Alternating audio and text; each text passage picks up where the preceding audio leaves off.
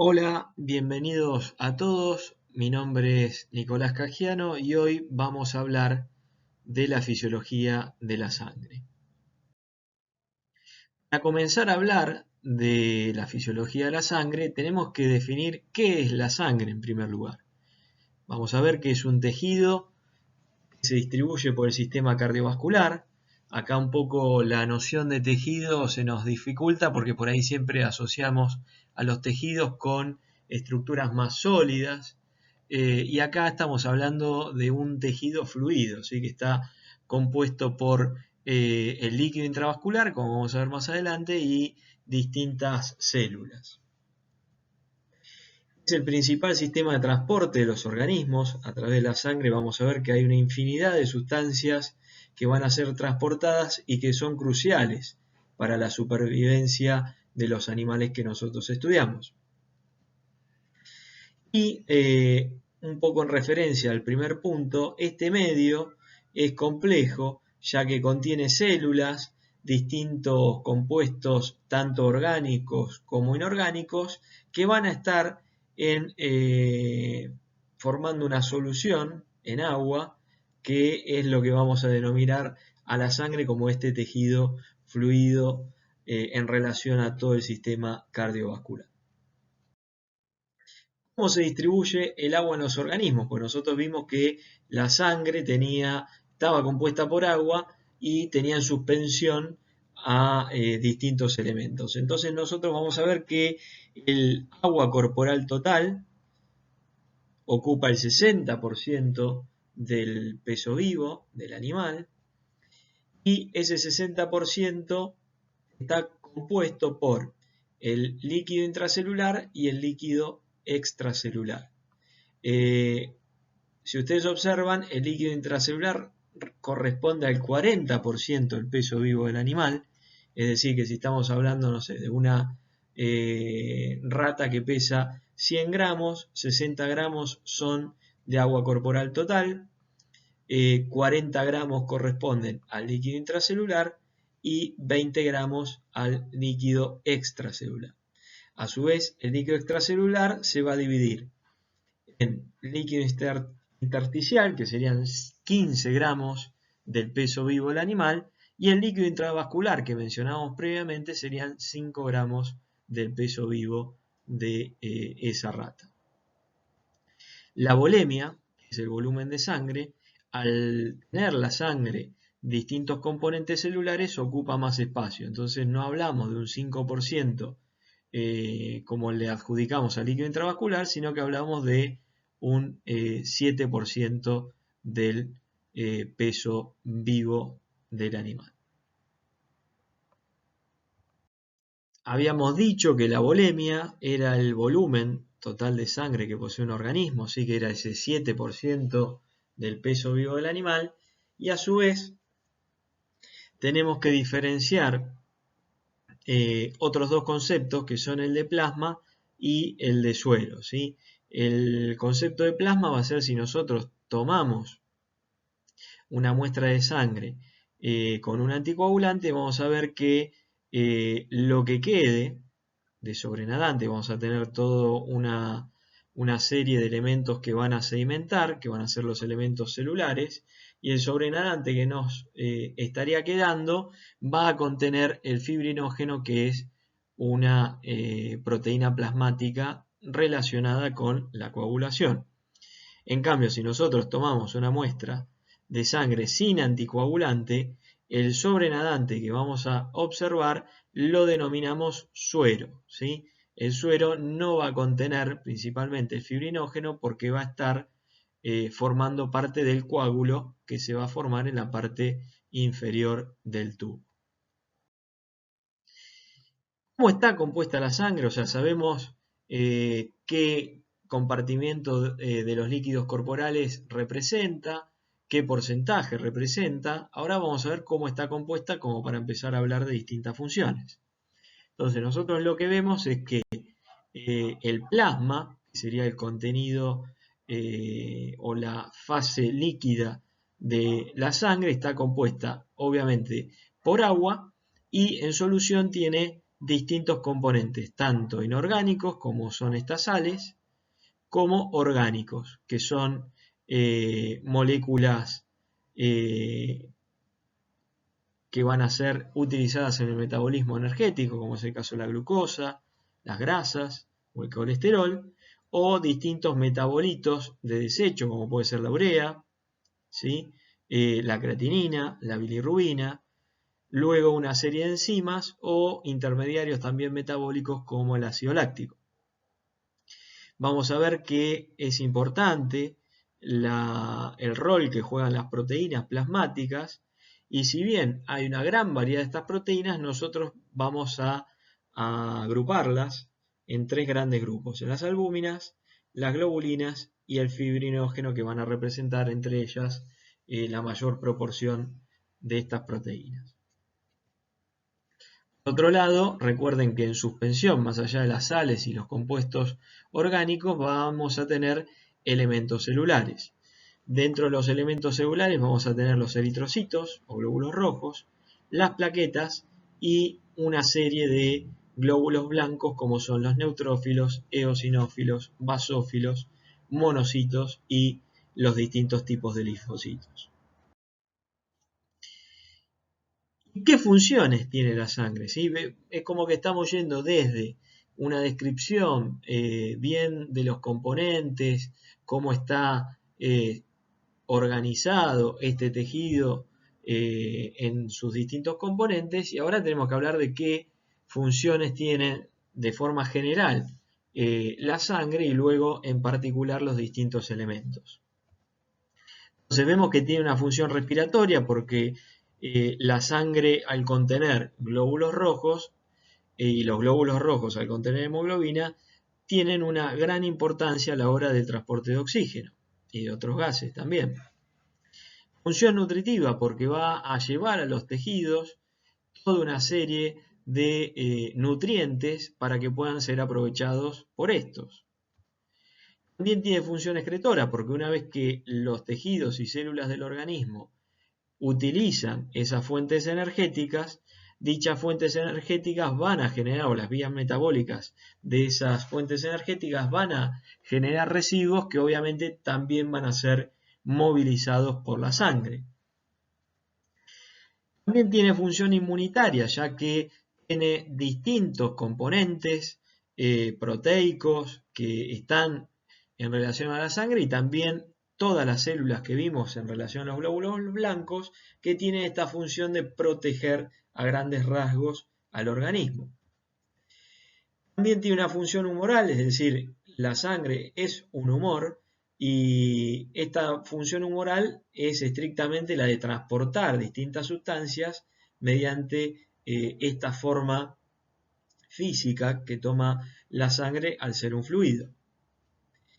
También interviene en la regulación térmica, ya que la sangre transporta calor y obviamente va a ceder calor al medio ambiente, por ejemplo, en condiciones donde un animal esté en una hipertermia. Cuando haya una hipertermia, se va a generar, como van a ver más adelante en la materia, vasodilatación a nivel cutáneo. Entonces la sangre va a perder en ese órgano que tiene una amplia superficie de contacto, va a perder calor, cediendo calor al medio ambiente y así manteniendo la temperatura endógena dentro de los parámetros normales para cada especie.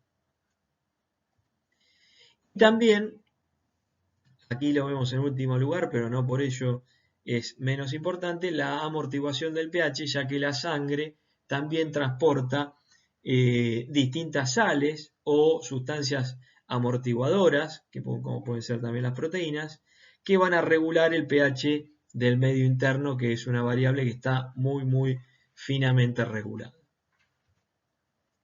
Y por último, la función hemostática, que la sangre va a contener las plaquetas y distintos factores de la coagulación que son importantísimos para que se desarrolle el proceso hemostático ante la adquisición de alguna herida por parte del animal. Entonces vamos a ver cómo cumple la sangre con las distintas funciones, y ahora vamos a empezar a hablar de las funciones respiratorias. Por eso nos vamos a centrar en los eritrocitos. El eritrocito principalmente es una célula que contiene hemoglobina. Es decir, prácticamente toda su función se centra en el transporte de esta molécula que es bastante compleja. No tiene organelas, no sintetiza proteínas, es decir, no tiene ni núcleo y por ende tampoco puede llevar a cabo el proceso de transcripción. No realiza mitosis al no tener material genético que duplicar. No genera reacciones oxidativas, su metabolismo generalmente es anaeróbico. Y la hemoglobina se va a encontrar en la periferia de dicha célula para hacer más eficiente el intercambio de gases. Es una célula pequeña de 7 micras y que tiene un volumen de unos 80 femtolitros. Y tiene la particularidad de adquirir una forma de disco bicóncavo, ¿sí? Yo cuando hablé de que no tenía núcleos, no tiene núcleos en los mamíferos. Si vemos aquí, esto es un extendido de sangre de aves y en las aves sí tienen núcleo estas células. ¿Cómo se produce la síntesis de los eritrocitos? Este proceso se denomina eritropoyesis. La eritropoyesis, desde el punto de vista así de la dinámica del desarrollo de los glóbulos rojos, vemos que se produce la pérdida nuclear y de organelas, ¿sí? Sobre todo las que tienen un destino proteogénico, como los distintos ribosomas, y a medida que se va desarrollando el proceso madurativo, van disminuyendo el tamaño de las células. En promedio una duración de 7 días este proceso, y puede realizarse tanto a nivel del saco vitelino, si hablamos de un animal en desarrollo fetal, a nivel hepático, en el vaso y en la médula ósea, que este es el último órgano donde va a tener más relevancia en los individuos que nosotros estudiamos. La vida media de los eritrocitos ronda los 120 días, obviamente esto va a modificarse según las distintas especies. Dicho proceso se ve regulado por una hormona que se llama eritropoyetina, y la eritropoyetina es una glucoproteína, es decir, es una proteína con una serie de residuos de hidratos de carbono, lo cual la transforma en una hormona estructuralmente compleja, y la liberación de la eritropoyetina responde a la disminución de la presión parcial de oxígeno a nivel tisular, denominado hipoxia, ¿sí? Esta hipoxia va a ser evaluada a nivel del tejido renal, ¿sí? A nivel de los riñones, y allí mismo se va a liberar la eritropoyetina. Entonces aquí lo que vemos es el proceso de eritropoyesis, donde tenemos un precursor eritroide, es una célula madre eritroidea, y se van generando una serie de eritrocitos en maduración, que fíjense que van perdiendo organelas y tamaño hasta llegar al eritrocito. Aquí tenemos dos momentos clave, que uno es donde actúa la eritropoyetina, que generalmente actúa al principio del desarrollo de la línea eritroide, estimulando el pasaje de este precursor eritroide a proeritroblasto, es decir, a una mayor generación de precursores eritroides. Si bien en algunos libros pueden llegar a leer que estimula todos los pasos.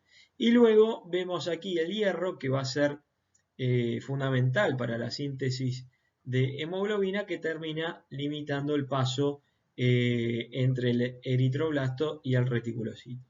¿Qué se requiere? Bueno, como ya dijimos, se requiere de hierro, cobre, que también son constitutivos de la molécula de hemoglobina, y después una serie de vitaminas, como es la vitamina B12 y el ácido fólico, que estimulan el proceso de desarrollo eritropoyético, y el cobalto se requiere en el caso de que los animales puedan sintetizar por sí mismos la vitamina B12, ya que la vitamina B12 o cianocobalamina contiene cobalto dentro de su estructura. Entonces ahora vamos a ver cómo es que se transporta el oxígeno. Nosotros decíamos que el eritrocito contiene la hemoglobina y la hemoglobina transporta el oxígeno. La hemoglobina, habíamos mencionado que era una molécula bastante compleja, ¿sí? Porque es una proteína conjugada y tiene estructura cuaternaria, ¿sí? Que tenga estructura cuaternaria habla de que tiene subunidades, que tiene cadenas, y tiene dos cadenas alfa y dos cadenas beta. Por cada cadena hay un grupo M, que es el que va a contener el hierro, ¿sí? En relación a los anillos pirrólicos. Y obviamente el oxígeno va a interactuar con el hierro en este estado, que es el hierro ferroso. Una vez que los eritrocitos cumplen con su función, tienen que ser destruidos, y vamos a ver cómo se desarrolla dicho proceso. Entonces nosotros lo que vemos es que un eritrocito va a culminar con su función cuando ya no lo realice de forma eficiente, porque tiene la membrana lábil, porque sufrió algún tipo de daño oxidativo que hace que dicha membrana ya no sea tan flexible y no le permita pasar por los capilares, o porque también tenga alguna alteración con algún tipo de proteína anormal que pueda ser detectado por el sistema inmunológico y termine degradándolo. Cuando hablamos de la hemocateresis, que es sería el proceso de metabolizar estos eritrocitos y la bilirrubina que ellos contienen para su reciclado o eliminación, tenemos que pensar que es un proceso que se va a llevar a nivel del vaso, ¿sí? Y el vaso sería como un galpón de la BTV, ¿sí? Que es donde van los autos a ver si están en condiciones de circular. Bueno, acá sería lo mismo. O sea, el galpón de la BTV sería el vaso, los operarios de la BTV serían los macrófagos, y los macrófagos dicen si los eritrocitos están o no en condiciones de seguir circulando. En caso de que estén en condiciones de seguir circulando, atraviesan el vaso, vuelven a circulación y siguen con su función sin ningún problema. En el caso que no pasen la verificación, son degradados, ¿sí? Entonces vemos que la parte proteica de la molécula es escindida en aminoácidos, y dichos aminoácidos son reciclados para la síntesis de nuevas proteínas, y el grupo hemo va a tener por un lado hierro. Recuerden que la hemoglobina tiene hierro y es importante para el transporte del oxígeno. Por cuestiones metabólicas se va a generar monóxido de carbono, y también se va a sintetizar este derivado del grupo N, que es la biliverdina. El hierro, en caso de que haya un buen estatus de las reservas de hierro de ese animal, va a almacenarse en la forma de ferritina, y esta ferritina en hemosiderina. Y por otro lado, la biliverdina va a seguir o va a comenzar con lo que denominamos el ciclo de la bilirrubina, ¿sí? Donde se va a sintetizar bilirrubina, que esta bilirrubina va a estar en circulación, pero al ser una sustancia liposoluble en sangre tiene que viajar unida a albúmina. La bilirrubina unida a albúmina se la denomina bilirrubina libre, cuidado con este nombre, indirecta o no conjugada. Y una vez que la bilirrubina unida a la albúmina llega a nivel hepático se va a conjugar, ¿sí?, con ácido glucurónico y dicha conjugación va a generar lo que conocemos como bilirrubina directa o bilirrubina conjugada, ¿sí?, que es una sustancia hidrosoluble. Dicha sustancia hidrosoluble, ¿sí?, va a llegar por vía biliar a nivel del intestino, ¿sí?, y cuando llega a nivel intestinal es captada por la flora intestinal que la transforma en urobilinógeno, ¿sí? El nombre uro o estercobilinógeno va a depender del destino que tenga esta molécula, ¿sí? Generalmente la mayoría de la bibliografía habla de urobilinógeno, que el urobilinógeno, en el caso en que siga por el tracto digestivo y vaya a ser eliminado a través de la materia fecal, se lo denomina estercobilinógeno, y cuando ese estercobilinógeno entra en contacto con el aire atmosférico luego del proceso de defecación, se oxida y se transforma en estercobilina, que es lo que le da la coloración característica a las heces. Generalmente el 80% del urobilinógeno que se forma a nivel intestinal es excretado como estercobilinógeno. El 20% restante es absorbido, ¿sí?, a nivel intestinal, y un 15% va a ser eliminado a través de la orina, formando, obviamente siguiendo el caminito del urobilinógeno, y cuando nuevamente la orina entra en contacto con el aire, se oxida formando urobilina, que también le da la característica particular de la coloración a la orina. El 5% restante genera lo que denominamos el ciclo entero hepático, es decir, hay como un reciclado, ¿sí?, del urobilinógeno que vuelve nuevamente a nivel del hígado para luego volver a ser excretado, ¿sí? Tengamos presente que estas sustancias tienen en algunas funciones desde el punto de vista digestivo, entonces por eso el organismo trata de ahorrar parte de ello para que puedan seguir cumpliendo sus funciones, sobre todo desde el punto de vista de la fisiología digestiva que van a ver más adelante. Entonces hasta acá hablamos de cómo era la síntesis, funciones, destrucción de los eritrocitos. Ahora tenemos que ver cómo evaluamos, ¿sí?, todo lo que tiene que ver con la serie roja.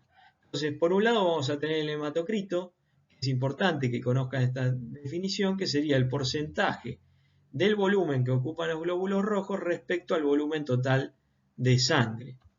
Entonces, eso sería como la primera aproximación con respecto a ver qué porcentaje de glóbulos rojos en relación a un total de sangre tiene el animal que nosotros estemos evaluando. Luego podemos generar un recuento de glóbulos rojos.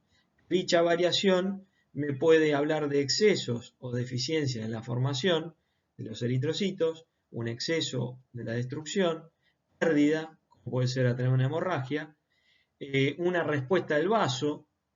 Pensemos que el vaso es un reservorio de glóbulos rojos, un aumento o disminución del volumen plasmático, ¿sí? Pensemos que hablamos de porcentaje cuando hablamos de hematocrito, o en el caso del recuento de glóbulos rojos están en relación a un volumen determinado, entonces variaciones de ese volumen total obviamente van a alterar los recuentos.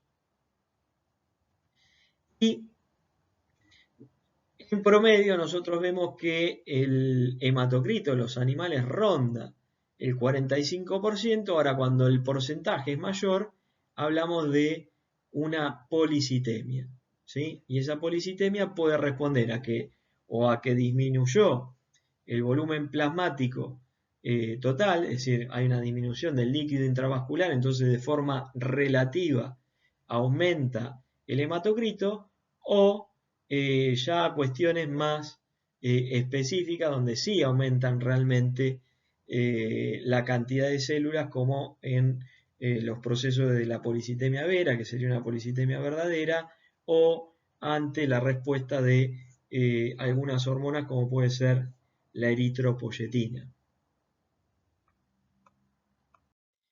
Otra alternativa que tenemos para evaluar la serie roja es el cálculo de valores hematimétricos, ¿sí? Vamos a tener tres valores: el volumen corpuscular medio, que sería el volumen que ocupa en promedio un eritrocito; la hemoglobina corpuscular media, que sería la cantidad media de hemoglobina que tiene un glóbulo rojo; y la concentración de hemoglobina corpuscular media, que sería el porcentaje que ocupa en promedio la hemoglobina dentro de un eritrocito, ¿sí?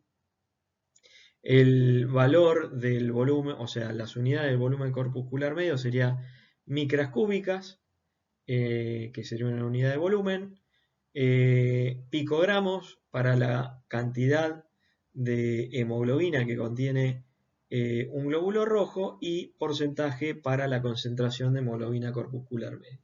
En las dos primeras relacionamos en primer lugar el hematocrito en relación al recuento, en el segundo la hemoglobina en relación al recuento, y en el último la hemoglobina en relación al hematocrito. Y más allá de ver distintas variables por ahí más relacionadas con el transporte de los gases, acá vemos cómo otra variable plasmática puede llegar a interactuar con los eritrocitos, y este es el caso de la osmolaridad. Entonces nosotros vemos que este sería el caso de una solución isoosmolar con respecto al plasma, es decir, que va a tener 300 miliosmoles por litro, que es la osmolaridad normal de la sangre. Acá estamos viendo eritrocitos en una solución hiperosmolar, con lo cual el agua va a abandonar los eritrocitos y se van a deshidratar, generando estas células particulares que se denominan crenocitos. Y cuando la osmolaridad del plasma es menor a los 300 miliosmoles, vemos que el agua ingresa hacia los eritrocitos y genera estas células que se denominan esferocitos, ¿sí? Entonces la osmolaridad del plasma va a terminar afectando la forma y por ende la funcionalidad de los eritrocitos. Entonces, en el primer lugar, recuerden, solución isotónica, hipertónica en el segundo lugar e hipotónica en el último. A su vez, vamos a ver que en los procesos donde hay mayor destrucción o pérdida, como habíamos dicho, en un proceso hemorrágico, o alteraciones en la producción de los glóbulos rojos, vamos a entrar en un cuadro de anemia, ¿sí? Que en fisiología la anemia la definimos como una disfunción en el transporte de oxígeno, ¿sí? Entonces, para ello, a través de los valores hematimétricos o de los índices, si los comparamos con los valores normales, podemos clasificar las anemias, ¿sí? Si es en relación al volumen corpuscular medio, en macrocíticas, normocíticas o microcíticas, si los glóbulos rojos son de menor tamaño, con respecto a la hemoglobina, la concentración la hemoglobina corpuscular media, podemos clasificarlos en anemias hipocrómicas o normocrómicas. Hipercrómicas son difíciles de ver y muchas veces son defectos de la técnica.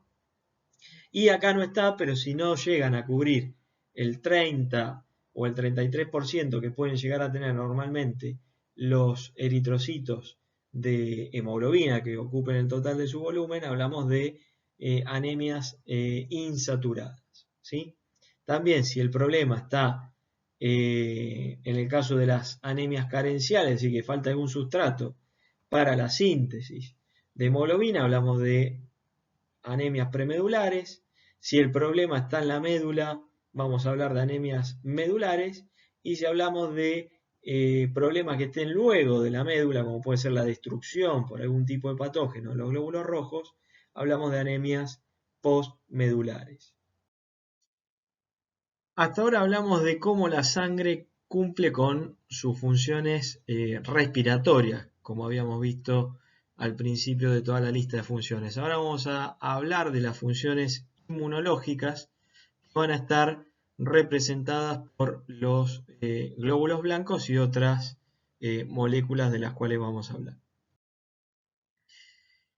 Los leucocitos, ¿sí?, tienen la función de, obviamente haciendo un gran reduccionismo, de defender el organismo del ataque de otros agentes extraños al mismo organismo, como pueden ser distintos patógenos, como bacterias, virus, hongos, o algún tipo de cuerpo extraño, como por ejemplo podemos ver, no sé, un animal que tiene algún tipo de herida por un objeto punzante. ¿Qué leucocitos vamos a observar? Bueno, vamos a tener los monocitos, eosinófilos, basófilos, linfocitos y neutrófilos. ¿Cómo es el proceso de síntesis de leucocitos o leucopoiesis? A nivel de la médula ósea, ¿sí?, vamos a tener un precursor que es el precursor de todas las células sanguíneas, ¿sí?, que luego comienza a dividirse en otros precursores un poco más específicos, ¿sí? Primero tenemos, por ejemplo, los precursores linfocíticos, que van a dar origen a las células B y T. Y luego tenemos lo que vamos a encontrar, por ejemplo, cuando hablábamos previamente de la línea eritroide, que ya la hablábamos. Acá tenemos la del megacariocito, que va a sintetizar las plaquetas. Y luego tenemos los precursores de origen mieloides, ¿sí?, que van a dar origen a los monocitos, neutrófilos, eosinófilos y basófilos. ¿A dónde maduran y se activan los leucocitos? Es decir, todos los leucocitos tienen la capacidad de, una vez que se liberan, ser funcionales. Acá tenemos que ver el concepto de órgano linfoide primario, que sería un lugar de síntesis, como es el caso de la médula ósea, la bolsa de Fabricio en las aves y el timo, y órganos linfoides secundarios como el vaso y los ganglios linfáticos, donde se apunta principalmente con esto a la activación sobre todo de los distintos tipos de linfocitos. Estos órganos, como habíamos dicho, claramente pulen todos los efectos bien específicos de la diferenciación, o los terminan activando para la producción de la respuesta inmunológica. Todos los leucocitos tienen la misma función, y la verdad es que no. A ver, vamos a ver qué funciones tienen. Primero, para ello tenemos que ver qué propiedades funcionales tienen los leucocitos.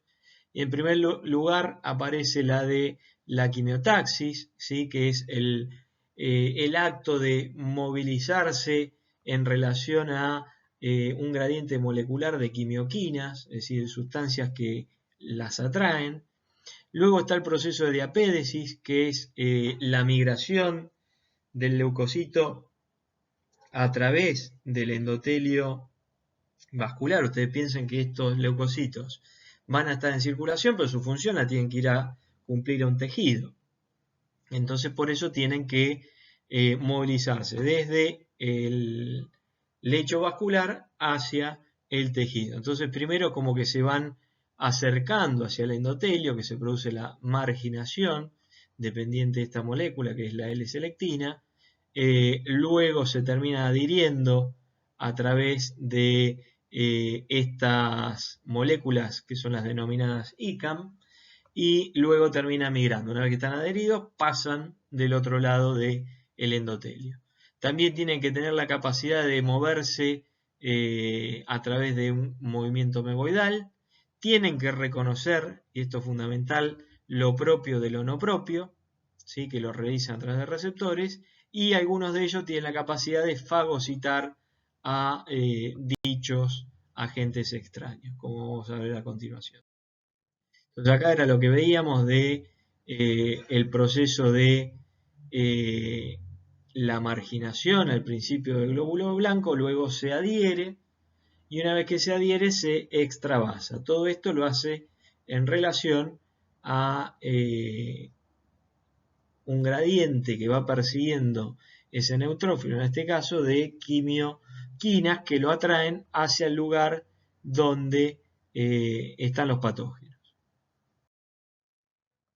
La fagocitosis, que es principalmente una función de los macrófagos, que son monocitos diferenciados, y de los neutrófilos, se da previo una marcación del agente patógeno. ¿Qué quiero decir con esto? Que el proceso de opsonizar, ¿sí?, de marcar, hace que sea más eficiente el proceso de la fagocitosis. ¿Quién opsoniza? ¿Quién marca a los patógenos? Bueno, los anticuerpos y una serie de proteínas que se denominan proteínas del complemento, que también tienen la capacidad de reconocer ciertas moléculas patógenas, entonces se unen a dichos patógenos, los marcan y luego vienen las células fagocíticas y lo terminan eliminando.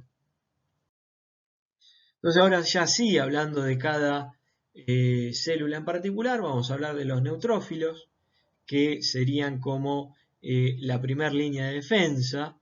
Generalmente responden a procesos bacterianos, ¿sí? Tiene un núcleo lobulado, como vemos aquí, que tiene entre 2 a 5 lobulaciones. A medida que madura y va envejeciendo el neutrófilo, el núcleo adquiere más lobulaciones. Recuerden que es un fagocito, puede fagocitar tanto bacterias como distintos agentes externos al organismo, y una vez que fagocitan, estas células mueren, ¿sí? No son fagocitadores profesionales, como vamos a ver que lo son los macrófagos, ¿sí? En este caso fagocitan y mueren junto con el patógeno.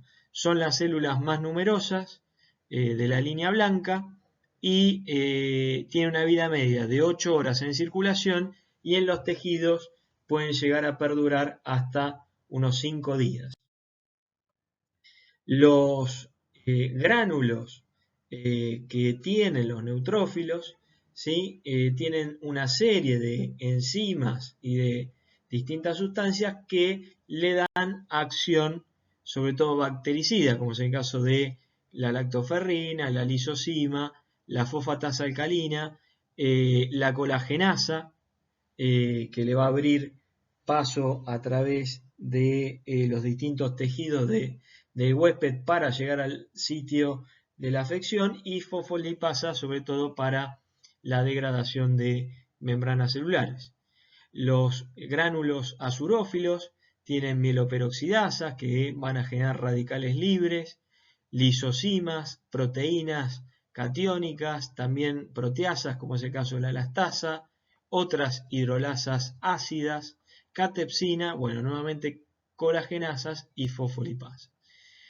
Obviamente, por ejemplo, los gránulos acidorófilos que contienen la mieloperoxidasa van a contribuir a lo que se denomina estallido respiratorio, que es la generación de muchos radicales libres que obviamente tienen efecto nocivo sobre las paredes celulares de los patógenos. El proceso quimiotáctico para estas células es a través de proteínas de complemento, como es la proteína 5, el complemento activo, la interleuquina 1 y el factor de necrosis tumoral, que también es una citoquina. Los basófilos ya tienen un rol más específico que, por ejemplo, regular el control de la inflamación, y están más en relación al tracto respiratorio y la piel, y modulan la reacción alérgica mediante la adquisición en su membrana de inmunoglobulinas E, ¿sí?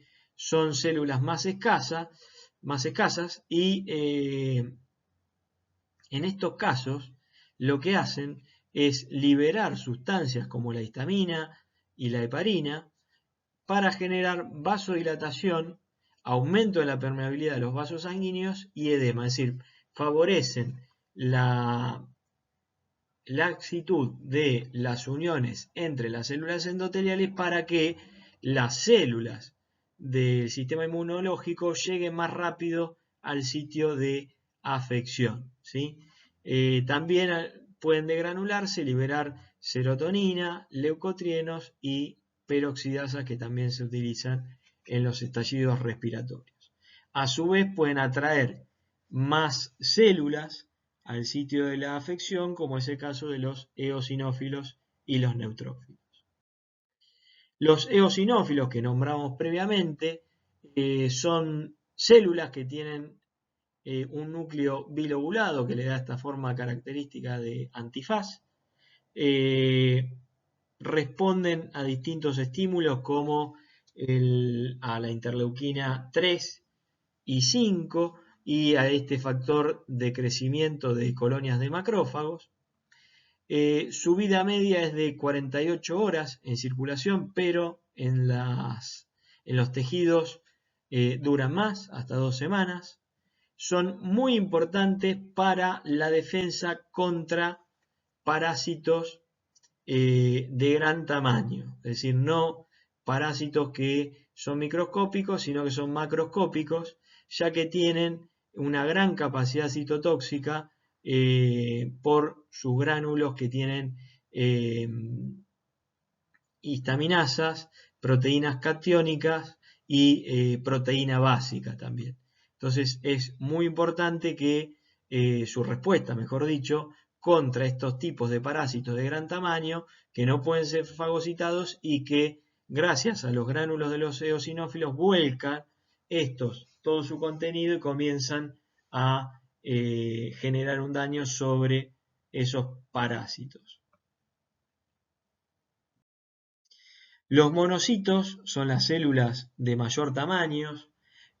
Al migrar a los tejidos luego de 72 horas que pueden estar en circulación, se activan en macrófagos, donde pueden estar hasta meses, ¿sí? Y generar poblaciones estables de estos tipos de células según los distintos órganos.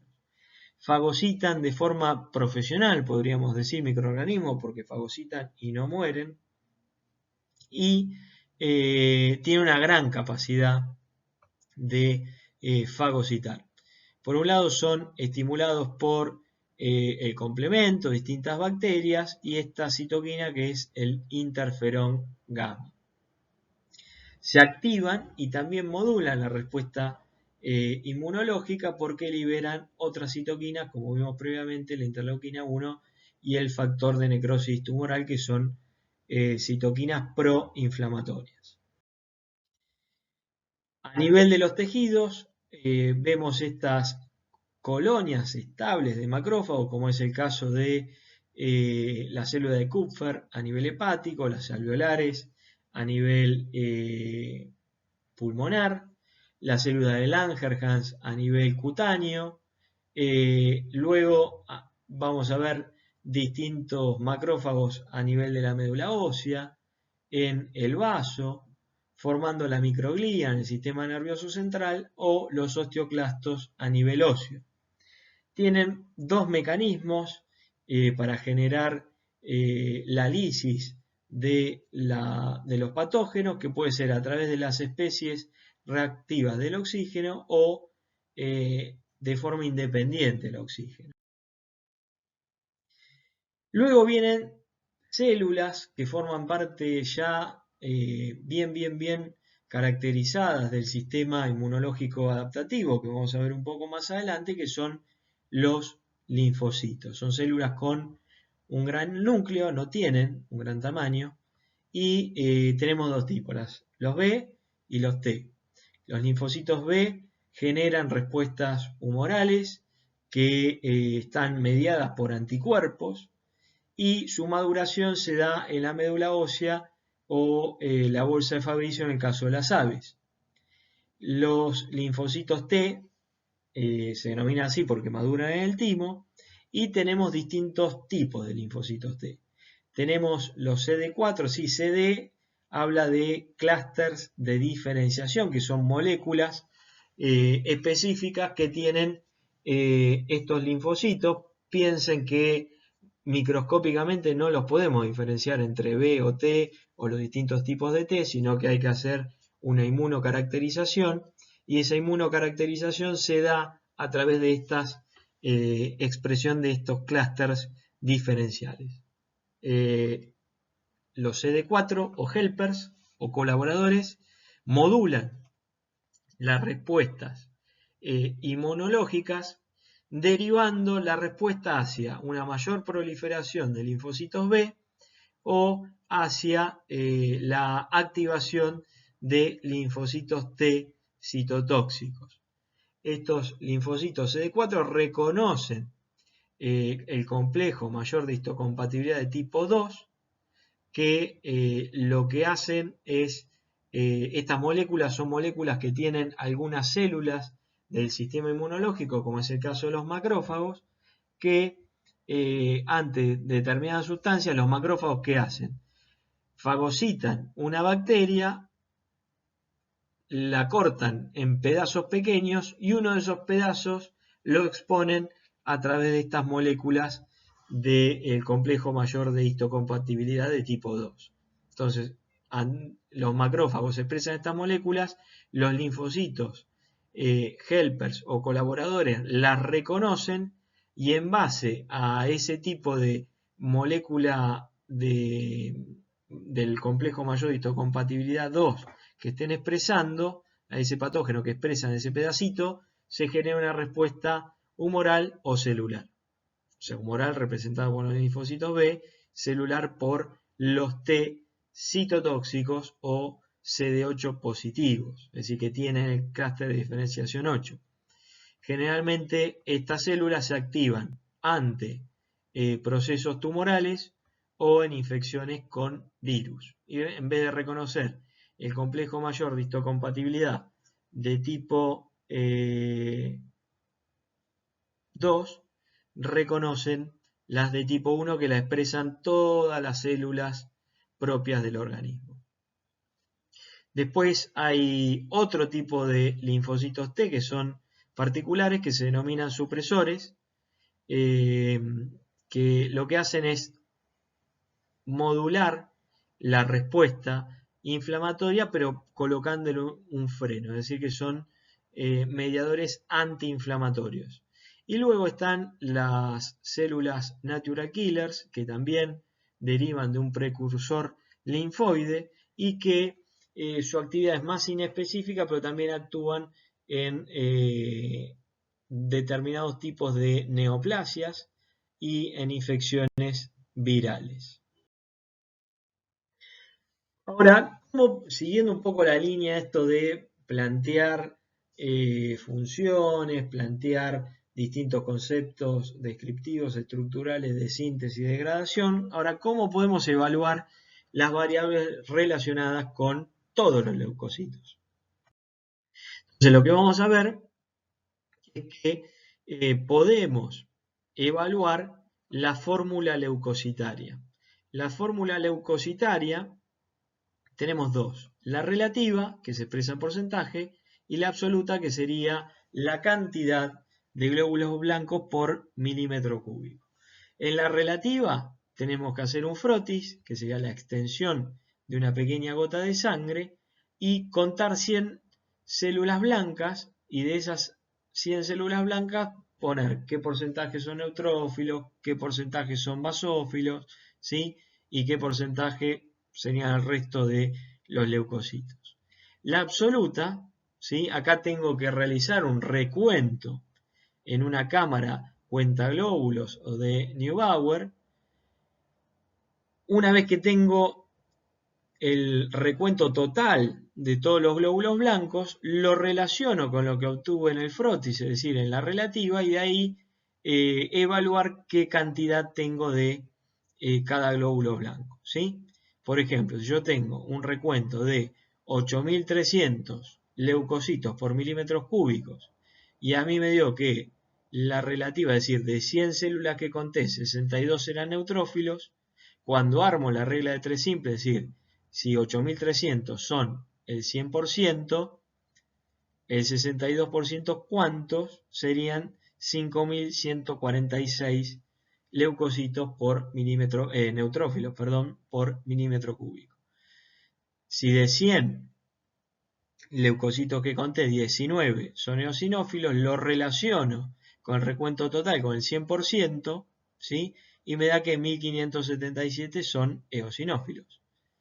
Si el 6%, es decir, de 100 células que conté, 6 son monocitos, cuando lo relaciono con el 100%, me da que hay 498 monocitos por milímetro cúbico y lo mismo para los linfocitos. Con esto voy a obtener o voy a saber si la muestra que estoy evaluando está dentro de los parámetros o está por fuera.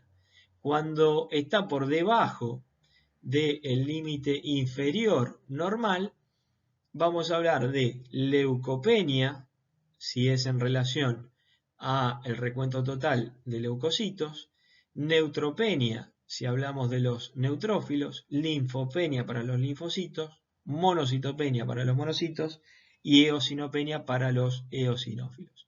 Ahora, cuando está por encima del límite superior normal, hablamos de leucocitosis para los leucocitos, monocitosis para los monocitos, linfocitosis para los linfocitos y neutrofilia y eosinofilia para neutrófilos y eosinófilos respectivamente, ¿sí? Entonces, cuando nosotros vemos que hablamos de un recuento elevado de leucocitos, ya hablamos que el animal tiene leucocitosis.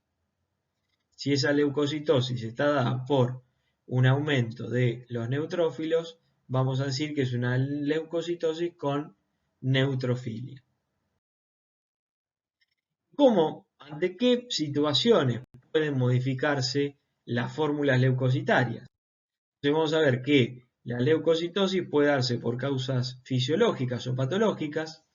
Las fisiológicas pueden ser en un animal recién nacido, en el ejercicio, en el estrés y en el miedo. ¿Sí? Por ejemplo, en el estrés se puede llegar a generar la liberación de ciertas hormonas que van a alterar la fórmula leucocitaria, aumentando la proporción de leucocitos en sangre. Las patológicas serían un proceso inflamatorio, infecciones por distintos patógenos o neoplasias. La leucopenia puede darse por una aplasia medular, es decir, que la médula no esté funcionando y sintetizando todos los componentes celulares, tumores o, por ejemplo, los procesos quimioterápicos que dañan a células que están en continua replicación. En la médula ósea se están replicando continuamente eritrocitos, leucocitos y megacariocitos. Neutrofilia, vamos a ver que la neutrofilia puede darse ante procesos agudos, ¿sí? Como puede ser una infección bacteriana aguda, el ejercicio, la noradrenalina y los glucocorticoides. En este caso, los glucocorticoides vamos a ver no solo neutrofilia, sino que eosinopenia y linfopenia, denominada tríada de Thorne, que esto se da principalmente porque los glucocorticoides tienen acciones antiinflamatorias. Y ustedes me dirán, pero si son antiinflamatorios, ¿por qué aumentan los neutrófilos? Bueno, los neutrófilos aumentan porque no los dejan migrar desde sangre hacia los tejidos. Entonces comienzan a acantonarse cada vez más en sangre, entonces por eso aumenta su recuento. En cambio, en relación a los eosinófilos y linfocitos, aumenta su eliminación mediante apoptosis. Luego vamos a ver que las neutrofilias pueden cursar con desvíos. Si es hacia la izquierda, es decir, que predominan o hay cierta cantidad de células de neutrófilos inmaduros, decimos que es hacia la izquierda y serían procesos agudos. Ahora, si lo que predominan son neutrófilos maduros, con muchas segmentaciones, hablamos de un proceso crónico. Lo que se suelen ver, obviamente, son las respuestas agudas. En la neutropenia ya hablamos de una alteración, sobre todo por destrucción de los neutrófilos en el torrente sanguíneo o secuestros en distintos compartimentos del organismo, o la alteración madurativa porque la médula no está funcionando y no está enviando neutrófilos a circulación. Los eosinófilos se van a ver aumentados, recuerden, tenían herramientas y armas para combatir los parásitos, por eso en las parasitosis se van a ver aumentados, también en los procesos alérgicos. Los monocitos se van a ver afectados en procesos crónicos, ¿sí? Pues recuerden siempre que los monocitos son como los tanques de guerra que van al final, entonces por eso generalmente están expresados en enfermedades crónicas. Los linfocitos también responden a enfermedades virales y también crónicas porque las respuestas de linfocitos tienen cierto tiempo hasta que se desarrollan y se instauran. Los procesos linfopénicos están relacionados a enfermedades virales que afectan generalmente de modo específico la maduración de estas células a nivel de la médula ósea, ¿sí? Con lo cual no va a haber producción de linfocitos, entonces por eso hay linfopenia. Y nosotros ahí vimos como que cada tipo celular tiene una respuesta característica o responde ante determinados antígenos o patógenos en particular, pero vamos a ver que no siempre son iguales. Y una gran diferenciación para hablar si son iguales o no es esta caracterización en lo que sería el sistema inmune innato, que es un sistema inespecífico, ¿sí? Que está dado por la inmunidad natural que se trae desde el nacimiento por cada individuo y que está representado por los procesos fagocíticos, principalmente de los neutrófilos, que está dado por respuestas de las células natural killers y otros granulocitos como pueden ser los basófilos y los eosinófilos. Va a haber una serie de moléculas, como es el caso del complemento, prostaglandinas, proteínas de fase aguda, son proteínas que libera el hígado en los procesos inflamatorios bien agudos, como es el caso del fibrinógeno, por ejemplo, y la liberación de histamina para generar vasodilatación y una serie de moléculas que llamen a las distintas células del sistema inmune al lugar donde se está produciendo la acción, como es el caso de los leucotrienos que tienen características quimiotácticas. La otra es una respuesta más específica que puede denominarse del sistema inmune adaptativo o adquirido. Este tipo de respuesta, al estar mediada por linfocitos B, recuerden que íbamos a tener respuestas que van a estar mediadas por anticuerpos, en este caso, y si están mediadas por linfocitos T, van a ser respuestas de tipo celulares por estos linfocitos que son citotóxicos. Si bien nosotros podemos dividir, como vimos anteriormente en esta clasificación del sistema inmunológico innato y adaptativo, uno podría pensar si las respuestas inmunitarias se dan al mismo tiempo. Y lo que vamos a ver es que podemos a su vez dividir a la actividad del sistema inmunológico en respuestas tempranas que tienden a ser del sistema inmunológico innato, como ven acá, ¿sí? Y que luego las respuestas tardías son respuestas más específicas que responden al sistema inmunológico adaptativo porque requieren de que obviamente por un lado se identifique bien el antígeno que va a generar una respuesta clonal, es decir, que se multipliquen las células y obviamente que se genere memoria inmunológica, que es una de las características del sistema inmunológico adaptativo. Entonces hablamos de respuestas tempranas de horas, donde principalmente hay una respuesta al sistema inmunológico innato y luego en el transcurso de los días se instaura la inmunidad adaptativa. Esto no significa que no conviva una con la otra, ya que tiende a haber cierto solapamiento, sobre todo en esta zona de transición. Hasta aquí hablamos de lo que eran las respuestas, así como celulares, o sea, qué células del sistema inmunológico llevaban a cabo las distintas funciones. Vamos a ver qué factores humorales son los encargados de las respuestas inmunológicas.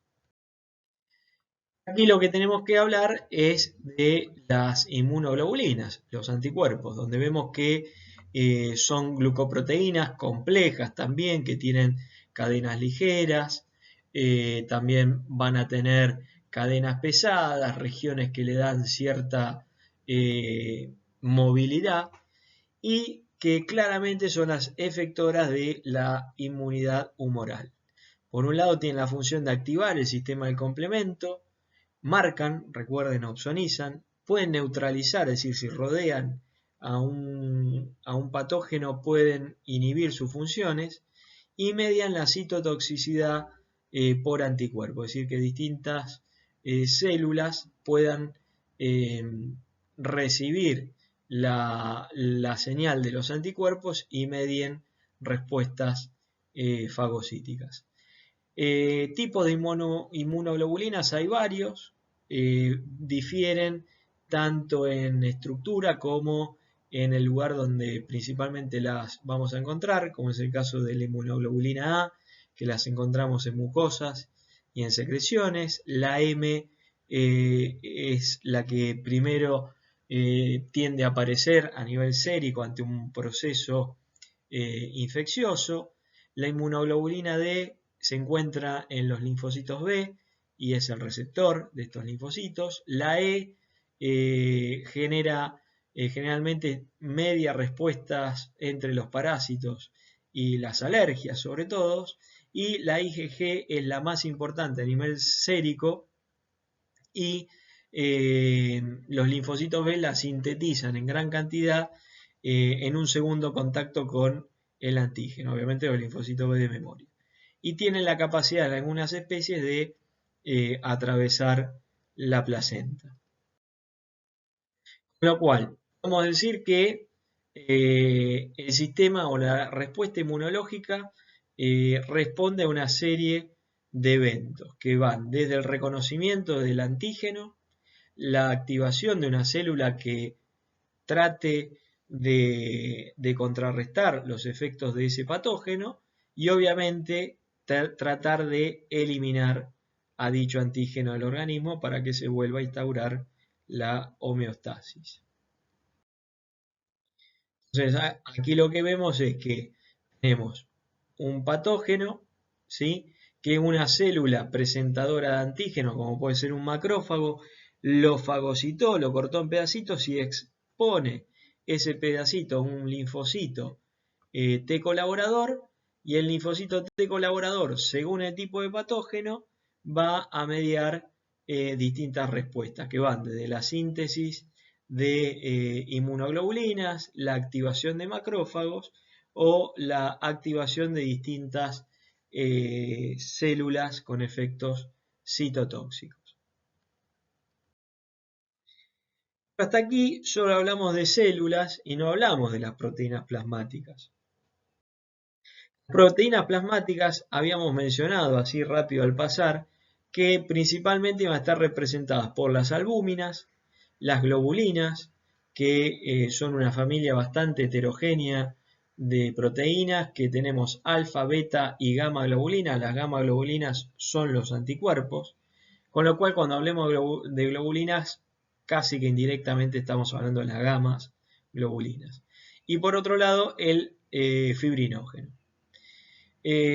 Las albúminas, ¿sí?, son las principales determinantes de la presión oncótica, que la presión oncótica es la presión osmótica que ejercen las proteínas plasmáticas. Y obviamente esto genera cierto intercambio entre el compartimento vascular e intersticial. ¿Qué funciones tienen estas proteínas en general? Transporte. Obviamente ligado al transporte va a alterar la vida media de la sustancia que transporta, la instauración de la presión oncótica, inmunidad cuando hablamos de las gamas hemoglobinas, hemostasia hablando del fibrinógeno, y vamos a ver que también transportan hormonas y algunas tienen función enzimática, sobre todo algunas de las globulinas. Cuando nosotros vemos la concentración de las distintas proteínas plasmáticas, vemos que hay cierta paridad entre las albúminas y las globulinas en 3.5 gramos por decilitro, y el fibrinógeno hay menor cantidad, hablamos de 300 miligramos por decilitro o 0.3 gramos. La presión coloidosmótica u oncótica, que es la presión osmótica que generan las proteínas, es de 28 milímetros de mercurio. Sucede si tenemos aumento o disminución, es decir, variaciones en la relación entre albúminas y globulinas. Normalmente es de 1, hay la misma cantidad de albúminas que de globulinas. Si hay un aumento de las globulinas o del fibrinógeno, podemos hablar de causas inflamatorias, ¿sí?, o algún tipo de neoplasia que produzca gamma globulina. Entonces claramente va a generar una disminución de la relación. También puede haber disminución de las albúminas que produzcan una disminución de la relación, y esto puede estar dado por una malnutrición, disfunciones hepáticas o patologías perdedoras de proteínas a nivel renal, ¿sí? Y por otro lado, vamos a ver que la relación puede aumentar cuando hay un proceso de inmunodeficiencia donde hay menor proporción de inmunoglobulinas. Podemos evaluar de alguna forma, ¿sí?, la relación entre las células y las proteínas, algo que me dé un indicio entre la relación de estas dos variables. Eso es la velocidad de eritrosedimentación, que si tomo una muestra de sangre con anticoagulante, voy a medir cuánto tarda en sedimentar los glóbulos rojos, obviamente en tubos que están graduados, viendo cuánto tardan en milímetros por hora. Esta variación de la velocidad puede variar por modificaciones en la fracción proteica, la carga superficial de los glóbulos rojos, y se utiliza como una prueba inespecífica para valorar la inflamación que eran estas proteínas de fase aguda. ¿Por qué? Porque recuerden que el fibrinógeno era una proteína de fase aguda, con lo cual en procesos inflamatorios aumenta su concentración, y el fibrinógeno lo que hace es interactuar con las membranas de los glóbulos rojos, haciendo como las veces de puente entre un glóbulo rojo y otro, y cuanto más fibrinógeno hay, más puentes se generan, y esto genera un complejo que tiene un peso mayor a que los glóbulos rojos estén solos. Entonces aumentaría la velocidad de sedimentación cuando aumenta el fibrinógeno. Entonces por eso es una prueba inespecífica para valorar la inflamación, que es una prueba que se utiliza bastante en humanos. Esto fue todo con respecto a la fisiología de la sangre. Espero que les haya gustado la presentación y ahora deberán resolver una serie de actividades como para tratar de fijar todos estos conocimientos. Nos vemos.